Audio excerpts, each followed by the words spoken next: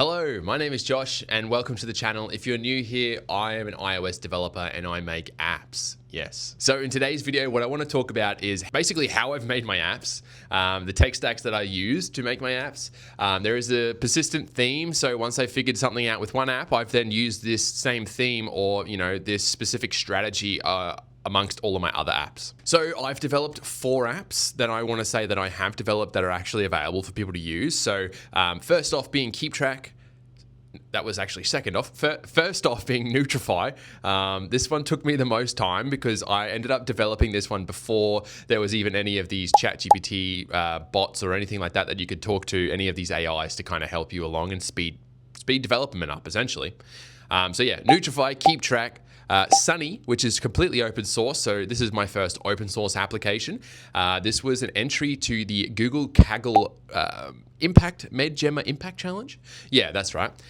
So we actually placed second with Sunny, so that's really exciting. And I do want to thank all the other people who were in the competition and all of the other entrants that participated. There was around 850 different people for this entry. And then last but not least, Steppy. So Steppy is an application that I created and I've recently posted to the App Store. So that's been there for around about a month, I want to say. But anyway, let's get right into it, starting off with Nutrify. Nutrify was my first app. Now this app I learned a lot. This was a lot of back and forth figuring out what worked. And like I said, there was not much in terms of chatbots that you could kind of talk to get ideas. So this was the old fashioned Googling and trawling through Stack Overflow to find tutorials and potentially figure out, different ways on how I can build Nutrify. But essentially what we ended up landing on was we have CoreML, which handles the food vision. So this is food and not food and food vision. So these are 2 different CoreML models. One is essentially an on-off switch for your camera. So if food is detected in the view, what it will do is allow you to take a photo. Now, if food's not detected in the camera view, well, bad luck, you can't take a photo. We don't want photos that aren't photos of food. After you've taken a photo, it will either do one of 2 things at the moment. So you'll be able to take a photo, classify the food photo, and that's an individual food photo. This is completely free, runs on device. That's only one food, one image. So for example, your apples, your bananas, or anything like that. And then there's now a new multi-feature, which thanks to Gemini, can classify a full plate of food or a large meal and give you all of the different ingredients. So those are the 2 options with Nutrify. Once you've taken a photo, the next step is persistence. So we want to be able to save your data somewhere so you can then revisit it. And then we can also calculate stats off the back of this. So Nutrify has tracking for calories, micros, macros, and all your different streaks. The way we do that is we use core data for a local persistence layer, and then we also use Supabase. So core data is where we handle all of the calculations for all your different stats, so we're not having to rely on multiple different calls to the database.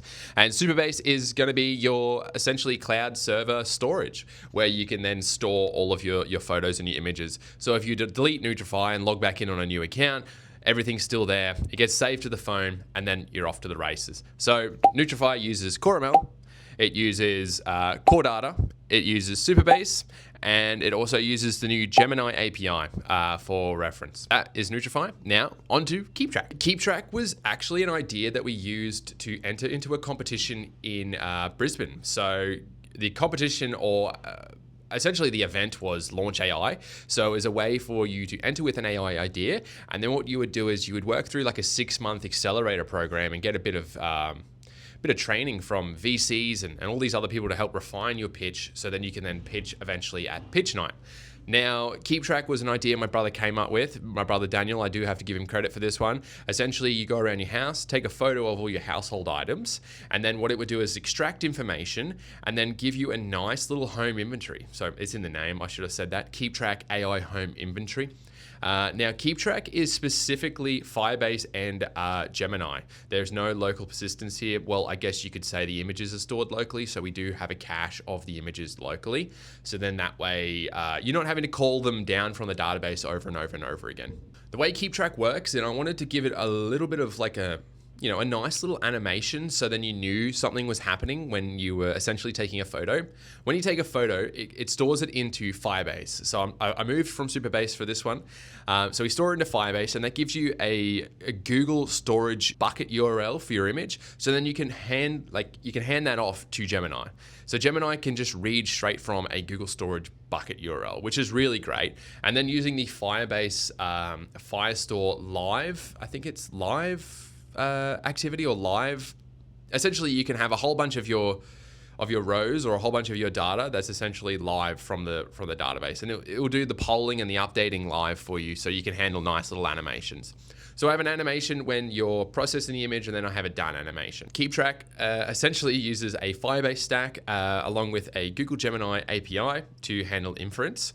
And then again, a lot of the images are cached locally, similar to what we do with Nutrify. I didn't mention that, but images cached locally, storing whether or not it be both a thumbnail and the full-size image. So thumbnail for quick showing in a list view, and then a full-size image for if the user wants to either download the image or see the full image on the full screen. But yes, kept KeepTrack extremely simple, as this was a 6-week launch AI accelerator. So we had to get what we wanted, specifically our team, me and my brother. We wanted to have a product to be able to give people a QR code to go and download. So we got KeepTrack on the store within the 6 weeks. And so then people could download it and use it at the pitch night. The next app, continuing on, we're up to Sunny at the moment. So I would say Sunny is an app that I've developed that is available for people to download. Sunny is a bit different though, because it's an open source application, so you can download it, but it's just not on the shop. It is in TestFlight, so if you did want to download it and on TestFlight and run it, if you don't know how to, or you don't have Xcode to download a GitHub project and then run it on your own phone. But essentially, Sunny is a skin scanning application. So that was our entry to the Google Kaggle competition. Now, in this competition, you did have to use the MedGemma 1.5 model. Now, we used it with MLX and ran it on device. So we ran a version of the MedGemma model that we refined called Sunny MedGemma model. We ran this locally on device, and it actually performed pretty well. So some devices were essentially ruled out because they didn't have enough memory to load the model into memory, but other devices that were, I guess, newer and had a bit more RAM for you to load a model into could run Sunny quite easily. Essentially, Sunny's stack is kind of very bare bones. So Sunny would use core data for saving all of the data that came from generating it out of the MLX model. And we also use the file manager. So core data and file manager are the go-to for what I use and how I like to set up my data, or, how I like to, structure my apps. Core data saves all the data, everything to do with your columns and your rows. If you ever handled an SQL database. So essentially core data is that. And then file manager, which is where, in the app files, you can then save photos, files. So PDFs in Sunny's case, Sunny will generate you a PDF report. The reason we went with a lot of on-device saving for Sunny was because it had to be private. We wanted Sunny to be extremely private. You're taking photos of your whole body essentially, and all the different skin lesions all over your body for then the MLX or Sunny MedGemma model to then perform inference over. So to navigate having to worry about uploading to any API or into any database to have any potential data leaked, we just went 100% on device, which was core data, file manager, MLX models. So MLX, the model runs completely off of your iPhone, like I mentioned previously. And then we would put biometric scanning and locking on Sunny. So then it would just essentially, you had to use your face or your fingerprint to kind of get in, or enter your passcode to get into Sunny to have a look at any of the data on the device. Last but not least, this brings me to Steppy. Now, Steppy was an app I recently published to the App Store. It's been up there for about a month now. It's got around, I think, 30 users or 30 people that I can see through the database have signed up and are actually using Steppy, which is pretty cool. It's a completely free app. Sunny. Too many apps starting with an S. I'm tripping myself up here. So Steppy is built off of Apple Health. So now we use Apple Health for this one, and then Supabase is the persistence layer. So there's nothing locally stored with Steppy except through your Apple Health. So yes, there is stuff stored, but it's through Apple Health. So we don't manage any of that at all. Apple Health, we read directly from Apple Health. Apple Health will handle everything. Steppy was really cool because it was able to get up and running very fast because we're just reading from Apple Health. So the user only needed to just put their phone in their pocket, go for a walk around the block, and then any of their steps, their flights, and the distance traveled, we could then read through to Steppy and then publish. So when I say publish, it just means uploading to Supabase. So the reason I upload to Supabase is because it's Steppy Step with Friends. A lot of the titles of my apps are very intentional, so you can kind of understand exactly what they're doing in the title. With Steppy, what you would do is essentially go for a walk, and then Apple Health would read your data in the background and have a look for any changes. And then when there was a change, it would then upload your data to Supabase. Now, Steppy also has a lot of privacy in it, so you can kind of turn all this off if you don't want it in the settings. But this would allow people to see where you're at with your steps. So if you wanted a social stepping app, Steppy's the app to use. So yes, to conclude my video, I do have a specific way of doing things. There's multiple ways to skin a cat.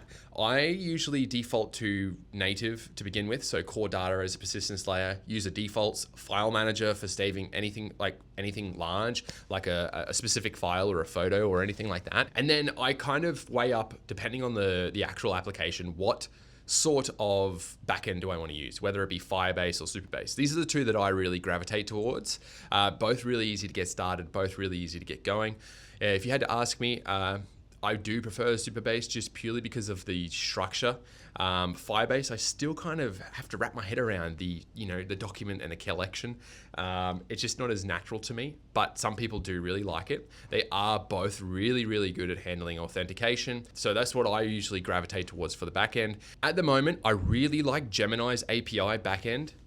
You can use it just by installing the Firebase package, and then it handles all of your API tokens. So you don't risk essentially leaking your API key to Gemini. It just handles it through the package. And then also you can kind of put your system prompt in the backend of Firebase. So if you do need to update your system prompt for whatever reason, and you do want to do a bit more testing, you don't have to actually update or send a complete update for your app to the App Store to then get this live. Supabase, you can kind of do something similar with edge functions. The user can send it off to Supabase in the edge function, and then edge function then sends that back to the device. Gemini just makes it really easy. There's just a large amount of docs. Now, if you've ever been anywhere near iOS development, documentation is key, and there doesn't seem to be a lot. So any API or anything that has a lot of documentation, I tend to gravitate towards and use that regularly throughout a lot of my apps, a lot of my indie apps. But yes, this has been my tech stack and how I've created all of my apps. If you do have any questions about any specific apps, please leave them in the comment section below. And if you did like the video, be sure to hit the big thumbs up button and subscribe. It all counts. And if you are liking these videos, I'm more than happy to talk about how I've made any of my apps and give a bit more of an in-depth and how I build them and how I build them now, because there's, the landscape has changed quite significantly with all of your Claude codes and your cursors. So have a great day, and yeah, I'll see you in the next one.